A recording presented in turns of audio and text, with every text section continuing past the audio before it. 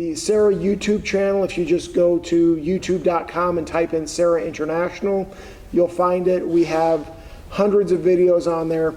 If you see something called a program edit, that means that the video has been shrunk down to usually between 20 to 30 minutes. So it's kind of a shovel-ready Serra Club program where you can play that video and then have discussions with your fellow Serrans about the content. You know, how does this impact our spirituality? How does this relate to our work as Serrans? So thank you very much, Sam. Good question. We have one over here.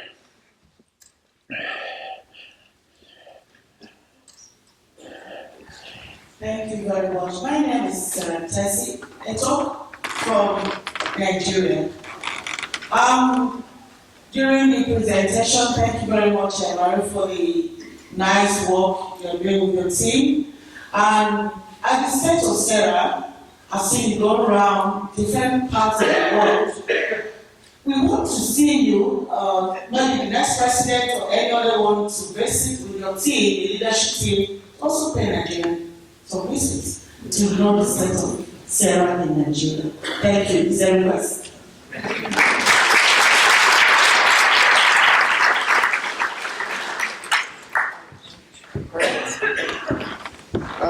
Thank you very much, Tessie. Does that invitation apply to everyone in this room as well? So, you know, part of being a global organization is there is so much happening in Nigeria, in Australia, Macau, all around the world.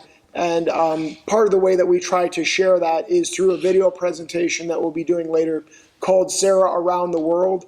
And that gives us just a taste of the global impact that we're having as Serrans. So I'm just putting in another plug for that event later today. Also, that was put together by Barbara because she does our video work and she does a great job of it. Thank you. Thank you. There's one over here, and then we'll get to you.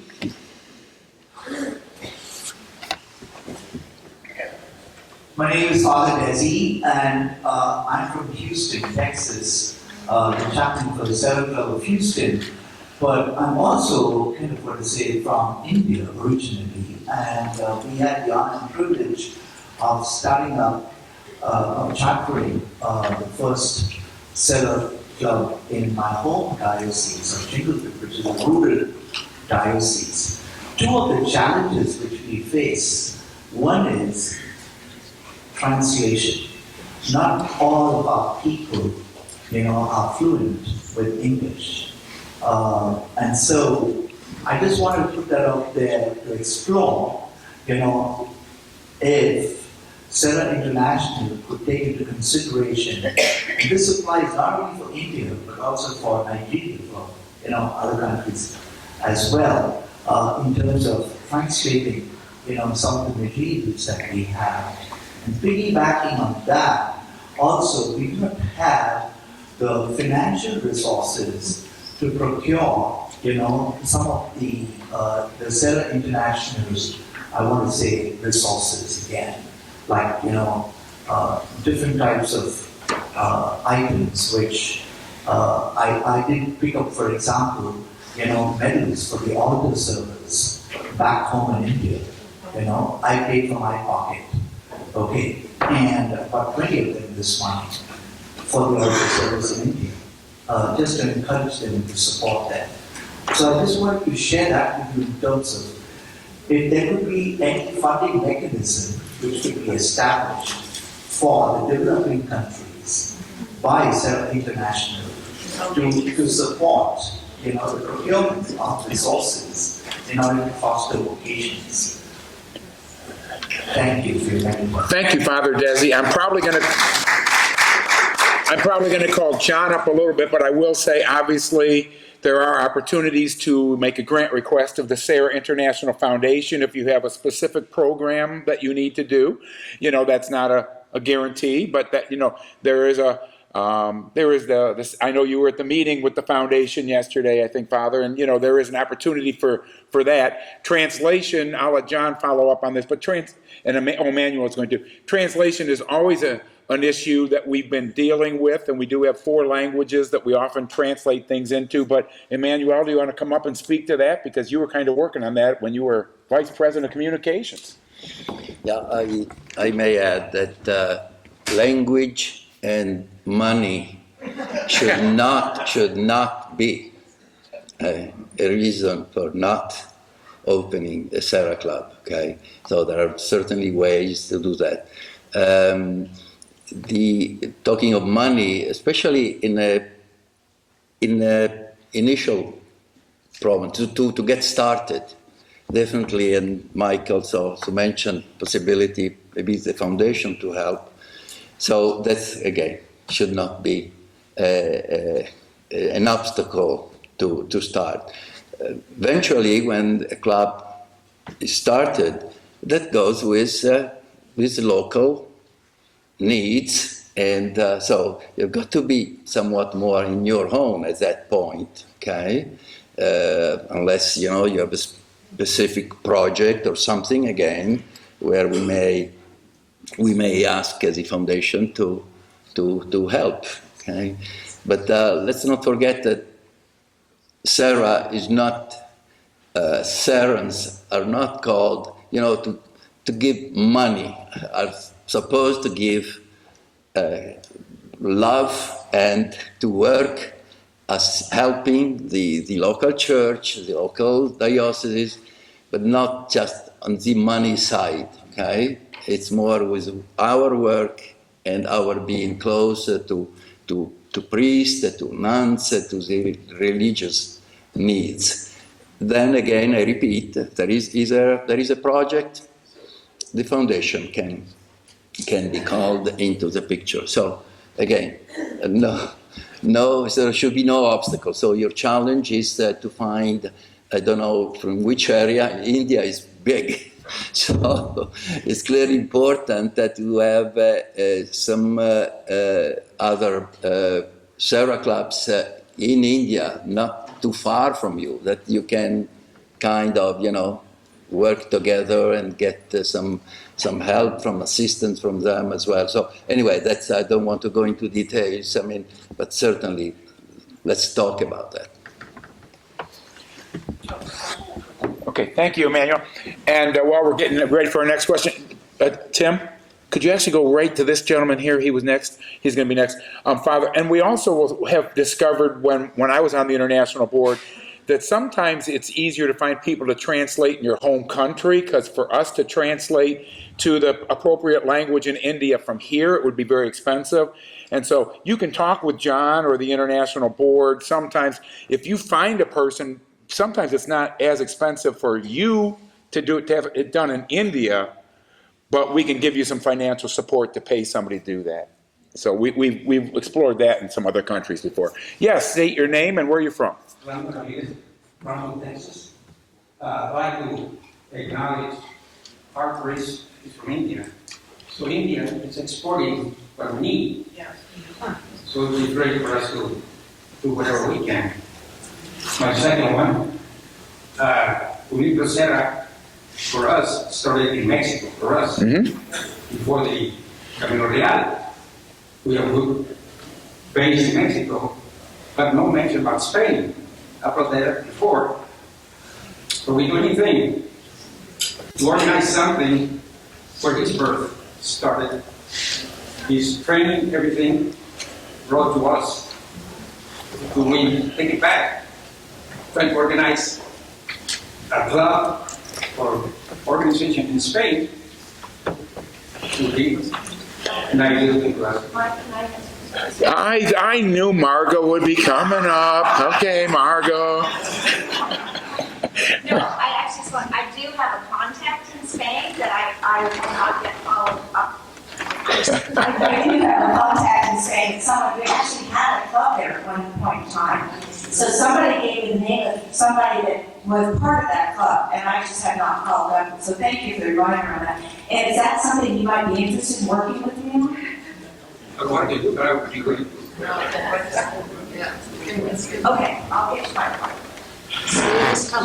Thank you for the question. I'm John Cade from the Diocese of Kansas City campus. What's happening from a leadership standpoint to embrace more vocations with Spanish-speaking people coming in? Maybe Dr. Ann, you can, because you have an ambassador, cultural ambassador, maybe you can address that.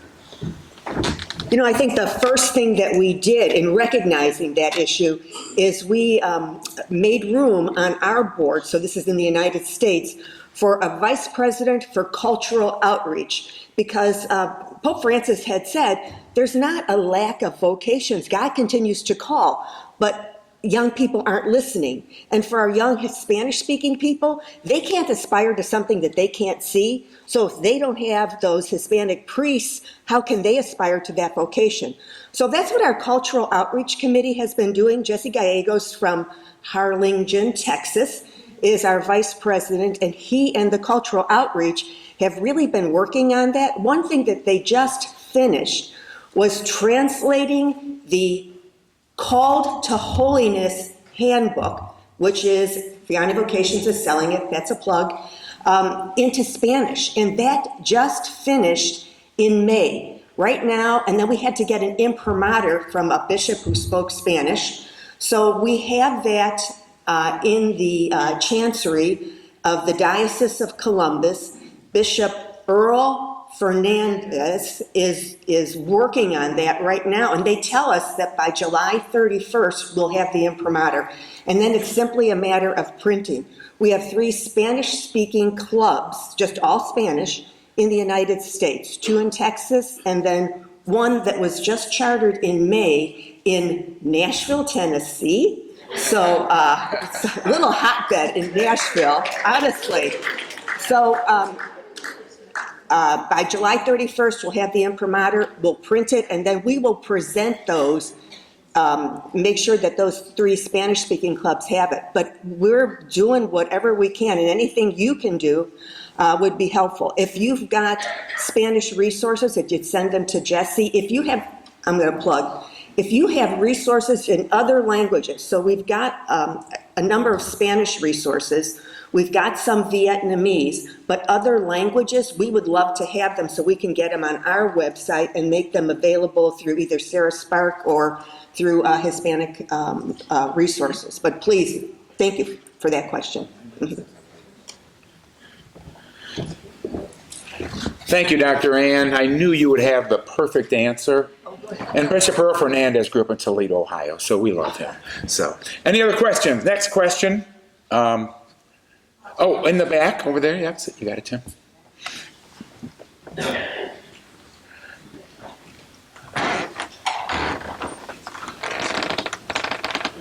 Jim Paul from Denver, Colorado.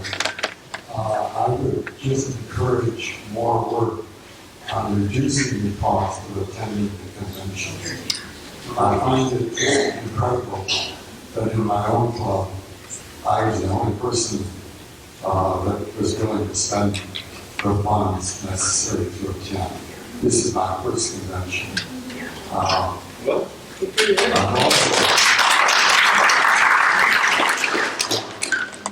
am working with our auxiliary bishop to establish a Spanish-speaking club in Denver. And unfortunately, he's now leaving to assume more roles in the diocese. But I'm in hopes that the new pastor at St. Joseph's Church in Denver will help us get that club organized. And strangely enough, the first question that was asked was, what do we spend all the money on? I'm glad to hear that there is an opportunity potentially to get a club started that doesn't require the annual membership fee to the national would be a significant improvement to get that club off of the ground. And I think it will grow very, very quickly. Yeah, thank you very much. And Moira will add some comments. Yeah, thank you for your comment, and I'm really glad to see you made it. But I also sympathize if you're here alone from your club, because all of us want many members of our clubs to attend. And I think it seems to be a significant factor, which is why we have been talking about it. The overall expenditure, the numbers of meetings, even if you just come to either the rally or the SI convention, just depending on individual resources, it can be a very expensive venture. And so I do think that the reason we've been trying to discuss this and to perhaps change, as the US Council definitively has, for example, staying in a retreat house that's now used, is a lot less expensive than some of our top flight hotels in major cities. So I think it's incumbent upon the SI board, and in conversations, of course, with the US Council and other councils, to talk a little bit more about this. But we have started to shift. And I think the conventions committee, and Tim O'Neill's right there, not that I'm thrusting it onto him, but he knows very well that these are significant concerns, because and again, for the past few years, the trend has been the fall in attendance at the rallies and the Serra international conventions. So it's not, they both have been declining in numbers. So you have to look at other factors, what is causing that? It's the same, so I think many of us experience it in our own clubs about who is willing to pay to come, to travel abroad. Everything is increasingly expensive, but I think even more so perhaps in many different ways. So it's a very, very important point. To your second point, I'm not exactly sure what you heard about clubs being able to be started without paying dues and all, the financial aspect. That's not really the case. The financial side of Serra is another reality that we have to deal with. And of course, it's a lot less than traveling to conventions. It's much more manageable. But no, when a club is chartered and obviously it has a certain number of members, then it's still required, paying the dues is part of it. Is that what you were sort of suggesting? Yeah, okay, thanks. Thank you, Sharon. Sharon said you also asked, you were asked, what do you spend the money on? Was that what you said, your bishop, or I missed exactly what you said there? Are you asking? It was the bishop asking me what the dues were for. Yeah, right, right. And so when a club is being formed, then, you're able to work out what part comes to Serra International, what part goes nationally, what part is your own. And I may be stepping out of line here, but I don't think the dues are excessive. I think they're that part I think is very moderate. What you spend any of the money on after that, everything that's in Serra is going towards promoting the priesthood and religious life. And for me, that's a kind of trite answer, but that's exactly what happens. I think the other thing that's very important too is, because I know my own bishop asked me this once, and I said, what do you mean you're going to Hong Kong and then you're going to Australia and then you're going, who's paying you the big bucks? This is not Cardinal Collins, by the way. I'm in two dioceses. I work in the Archdiocese of Toronto, but I live in the Diocese of Hamilton. And I said, everybody in Serra pays their own way. All these trips that Matt and I did, that other presidents have done and will do, we pay for them ourselves. And so, we're fortunate that we're able to do it. But I think it's very important for when clubs are being formed that people realize that we don't have all big expense sheets and things. No, not at all. To me, that's one of the strengths of Serra. It's because it is an organisation that we're proud of, that we volunteer, and so we're volunteering our time, our talent, our energy, and our finances. And it's quite a challenge in many ways, but that's exactly what we do.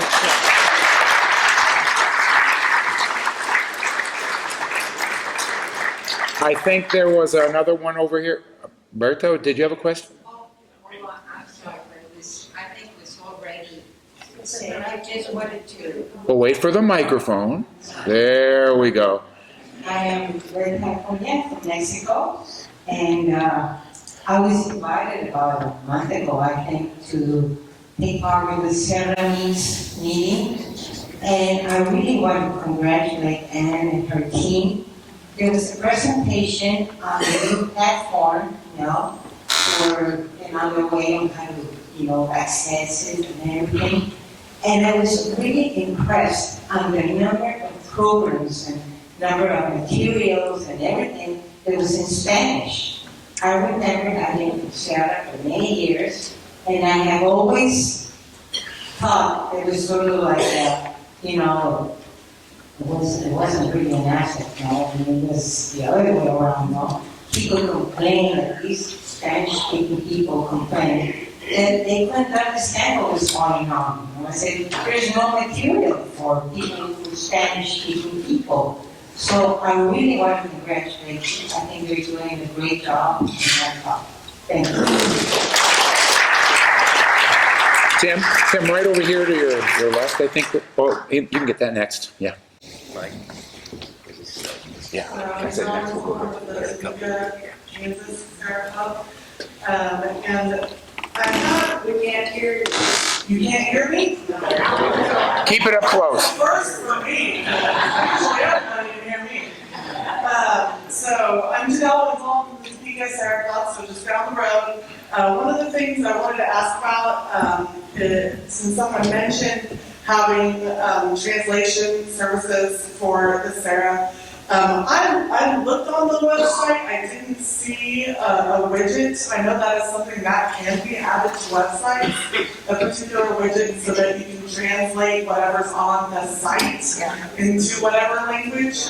I didn't see it, but it might just because it's the mobile version and not the actual PC version. So that's just like a question, suggestion. The other thing that my club is a pretty young club with a lot of young families in our club.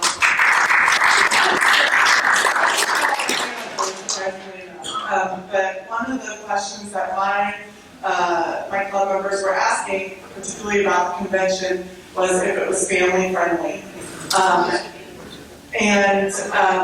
That's a lot of the reason why most of those younger families did not come, because they didn't have a way to really have, be able to attend certain things, and then also, have time to attend to their children. And I know part of it is like, yes, it would be nice if everybody could, have daycare or afford a babysitter to come for this and that and the other. And I appreciate the fact that there were one-day tickets to the convention so people could come if they wanted to just for a day. But I know that I just wanted to mention that was one of the reasons, and it was very cost prohibitive for a lot of our members as well. However, we did, as a club, our board did decide to offer scholarships for the convention. So we paid half of your ticket, so that hopefully we would have more people come. We still only had a few, but still that's okay. That's how it works. We're still a newer club too. And just in general, really in younger families, to the Serra Club. A lot of the young families that I talk to, they really, really love having it, because at our club, at our meetings, we allow them to bring their children, and we have, when we do our things, we start off at 5:30, it's an evening meeting once a month. We start off at 5:30 in the church, and we normally do either a half hour of adoration or a rosary. Then we move to the hall, and we do our potluck. And we have the speaker go through the line first for food so that they can finish and start speaking while everyone else is still eating, and that's really helped get, the families there. They don't want to do this if it's not family friendly. So I guess one of the main questions for me is like, are there advances being made? Are there things happening that would be programs in particular for that type of thing, to have families feel like they can go to and have more impact? Well, Dr. Ann, you wanted to, I think Dr. Ann wanted to comment on the first thing, on the widget and on your website. I'm hoping that you've visited the U.S. Council website very recently, because it has been, could you stand up, Mike, if you were in the room? See this man that's standing up now? He's the one that if there's a widget that needs to be put someplace, you want to talk to him about it. And you should be able, I think it was just last week that he added search. Well, he didn't do it. He told Vianney Vocations to do it, that he added a search engine right to the website, which is very, very helpful, especially when you're looking for Spanish resources. But if you would get with Mike and give him suggestions, that would be helpful. And anybody else who has suggestions for the U.S. Council website, that's the man who is the immediate past president of the Serra U.S. Council, and he's still on our U.S. Council. So please talk to him about that. As far as programs, Gino, are you in here? Could you stand up? Gino Damadia is our Vice President of Programs, and what I want to say is Gino will host every couple of months a program, a Zoom meeting on programs. It would be wonderful if you could go to that and talk about the type of programming, because what you're doing is kind of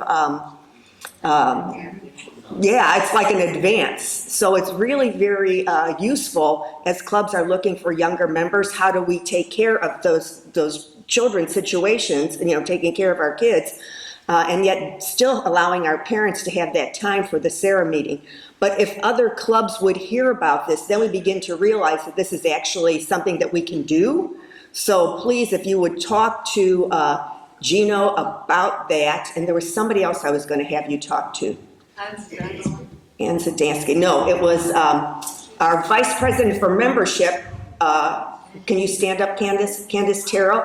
Because Candace, is always open to any kind of different membership things, and that might be an idea for membership. And then the other person, this isn't my person to introduce, but Ann Zadansky, could you stand up? Yeah. Can you talk? Can she get a mic and talk about translating? Because they're doing a great job with Serra Connects. And so some of the translation that she's doing is probably what you want to hear. Hello. I've already just now sent an email to the technical guy and video locations that helps us with the translation in the website and asked if there's something they can do for mobiles. Probably since a lot of people, if they are foreigners, have translation apps on their phones already, maybe that's why it's not on there. But if you need a translation app, really good one. It's called DeepL.com. It's really good. You can get a free version too. There's a Serra Connects, that's what we talk about. And we started about a year ago. I think we're on our 5th edition, published every quarter. And we get articles from the different councils. I think we have 80 now. And we have if you go to serrainternational.org, and Serra Connects at the top in the items, and you can see all the articles that are published so far. And the articles talk about their country, things that are happening, big things they have. So you kind of get used to see what the other countries are doing. And it's in all the different languages. So, and never been asked to have any meetings. Thank you, Ann. Oh. I think we're, John, this way. And then just to address the comment about the kids program, that's kind of a chicken-egg situation in terms of our programming. In order for us to set up the kids program, we need to know the kids will come. The kids aren't going to come unless they know there's a kids program, but that is something that the convention committee is considering and working on each year. Okay, yes. My name is Gene Leslie. I'm the president of Williams and Gallatin State. And I have a question, maybe not the answer today, the discussion point. As Nashville, Tennessee is running with 5 Serra clubs right now, and another one in the Navy, has sent 45 members to the 8. We sent 3 members to the Hispanic one. So we're losing members, and Barbara and I talked a little bit about it. And all we're asking for is that can you baseline these set for us so that we aren't penalized as we continue the contest of looking for new members, because we're actually taking our members and putting them in other units. And that's just one of the things we'd love to talk to membership about, is how do we look at that. And also the new chapter, which is going to come up in August. They've already got 45 members, and our quotations, Bob Wilgenbush is looking to take some of those members and move them into another region of the diocese. So we have great support from our diocese. Everything's working fantastically. But I think we're going to start to see some of our baselines need to be addressed. Thank you. Thank you. Yeah, I think that's more, we won't answer that, but that, as you said, that's a good comment for Candace and other people to hear, for further discussion on the baseline for your membership contests and drives. Great job. Hi, my name is Tom Ward, and I'm from Orange, California. I just want to get possibly into the record for next year. The subtitles that popped up on the screen were fantastic, even though the AI converted mass to mass. And Sarah was a lady's name about every time. A lot of us are hard of hearing, and even with hearing aids, sometimes we don't hear the speaker. So it would be really advantageous next year if subtitles appeared on the screen so that we could continue to read. Well, I did ask Barbara, so. Thank you. Those are great comments. And see, it's hard to get the first question, and now hands going up everywhere. I'm Monica Arredondo, and I'm from this diocese, and we're in a club up north of the river, north and south of the river. Two things. Number one, is there any way, are the materials out there on how to invite the Hispanic community and other cultures to the club, to be part of the club? And the AI translation could be a really good tool for that within a club. So maybe if there's some resource out there that can be shared. But it has left me. So I'm going to leave it at that. Thank you very much, and don't be afraid to reach out to Jesse Gallegos on how. Jesse and Candace with membership, yeah, because Attend because they're Zoom meetings. yeah, because they both have Zoom meetings, and those questions come up. You'll hear some brainstorming from some people that have had success at what you're asking. Yeah, Chuck. Chuck Wall from Phoenix, Arizona. Just a quick question. One thing, our national organization, our international organization, doesn't have a magic rain of money falling down. It comes from our little meager dues we pay. Okay, so there is, the money has to come from us, okay? And we have the same problem, even from a dues level. People say, well, they say they don't want to, our dues are too expensive to join our club over there. So to me, it's a priority. We all have a finite amount of money, and the only people rich are those who have more money than me, right? And the rich people should pay for it. Anyways, I was concerned because I saw in the foundation that makes some substantial grants to the USAID and international. I was concerned, are we financially viable, our USAID and our international? The answer is yes. John can answer that, or we could talk about it at the delegates meeting, but I think John answered in a question yesterday very close to that. So, thank you for the question, Chuck. In terms of the viability, Serra International, the U.S. Council, and the Serra International Foundation are all fully solvent entities and are all operating under their own power in terms of the dues they bring in or the donations they collect. Doesn't mean we couldn't use more, but we are living and working within our means. The reason that the foundation gives grants to the U.S. Council and to Serra International is because there are items that are kind of outside of the ordinary or beyond what's been budgeted. So one thing that happened this year that Dr. McQueen mentioned is we moved offices. And at the time, we knew we would need to move offices, but we didn't know what the rent was going to be, what the cost of the move would be, if new furniture would be needed. So the foundation generously provided a grant to help with those costs. Thankfully, we got a very good deal on the lease. We have very affordable rent, but we still welcome the opportunity to upgrade some things through that money from the foundation.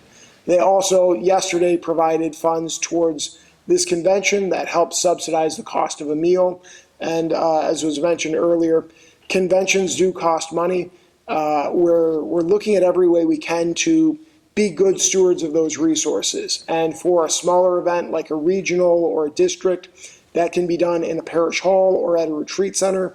There are very few retreat centers in the world that can hold 330 people, 350 people like we have here. So we need to go to the larger venues, and those have higher costs. The Marriott is great. These people are doing very good for us, but they do charge for us, and they charge probably more than they need to, but we don't have control over them. They're run by Mormons too, so thank you. Yeah. Just 1 second, Doctor. You stay right there, Margot. Don't run away. Dr. Ann wants to. Okay, we are totally, if you want to see our financial records, our board kit has our treasurer's report. So every quarter we get a treasurer's report, and our treasurer is Ed Terrell, who's back there someplace, or he was back there. Are you here, Ed? Are you hiding? Oh, he stepped out. Oh, he stepped out. Okay, but after this meeting is over, because we just had a board meeting on Thursday. After this meeting is over, a copy of our board kit, which contains the treasurer's reports with all the financials, get mailed to district governors so that they know what we did, and they can distribute it to their club presidents. Also, then all the minutes from our meetings that gets mailed out to the district governor, who can distribute it to club presidents. That's part of our strategic plan that we're working on. So know that there's always that transparency as far as costs or what we're spending your dues on. So please don't hesitate. Suzanne Smith, who's around here someplace, are you here, Suzanne? Is our secretary, and she'll be mailing that kind of stuff out pretty quick. Thank you. Okay. Just quickly, with regard to what our dues are being spent on, we had one of our Serra International board meetings recently. We talked about sending out a thank you letter to, remember when we talked about sending out a thank you letter to the members after they pay the January dues, and saying thank you, for renewing your membership, and then also here is what your dues are being spent on. So I think that will be a really help clarify. Tim, we have 2 more questions. We have time for 2 more questions. Email rather than mail it. Yeah. Email a thank you rather than mail is what they're saying to save money. Yeah, why don't we get a couple? Oh, was there one over there? Oh my gosh.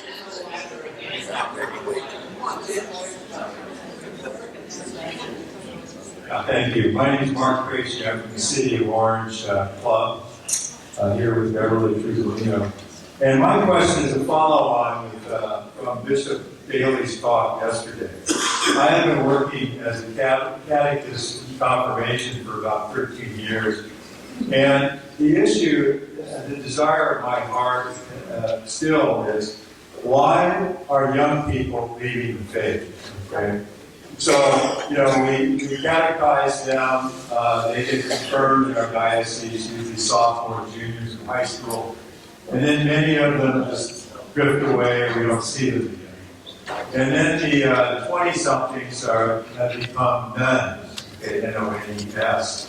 So my question for us is,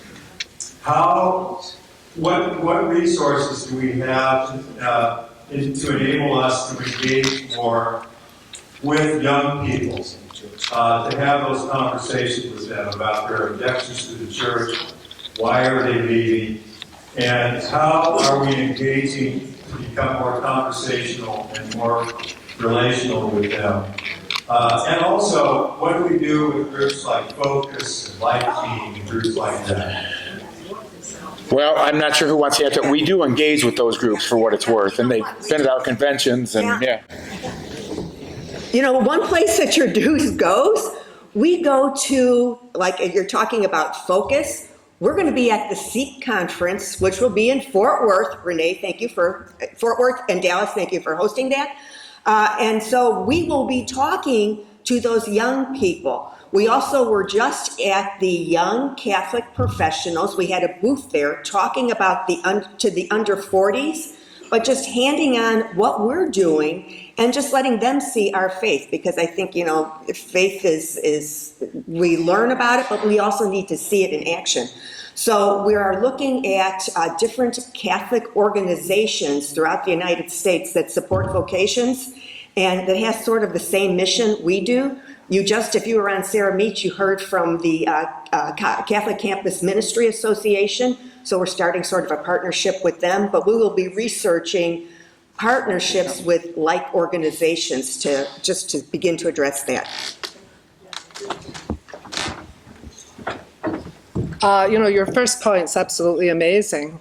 In terms of people have fallen away from the faith, our young people, whether they've gone through the Catholic system or not, even through this, you know, prized Catholic education, the trend seems to be the same for young people.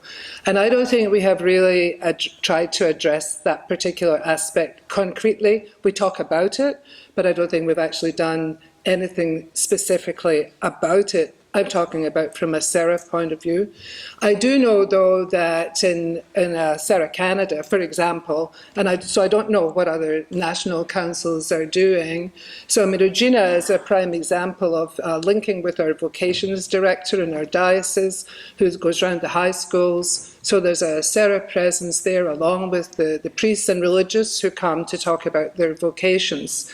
But our Serra Foundation also our Canadian Serra Foundation has made several grants towards these young people's groups. So they have different names in Canada, but they're there. They're doing a lot of work. The numbers of young people who attend the rallies that we help fund, it's really striking. And for me, it's a case of we have to go where they are, absolutely agreed. And the question over here about young families is another situation that we certainly are going to have to address, because clearly we need younger people. But some things are already being done. But your first initial point about, you know, the faith is falling off. You know, we do need to come up with more concrete responses as to how in Serra we can actually address that. So I thank you for your questions. Yeah. Tim? Hi, my name is Beth Levin. I live in Spring, Texas. I work on Judy Cousin's Seven Serras Committee and Catholic Prayer Teams for USA. And I know Canada has a similar organization for vocations directors. So when is Seven Serras going to cross the street and come to Good suggestion, Tim. I'm going to overrule John. This young lady here in the blue has had her hand up almost the entire time. Can we just? We're going to run a little late because I've got the microphone. So, but I know you've had your hand up like for an hour.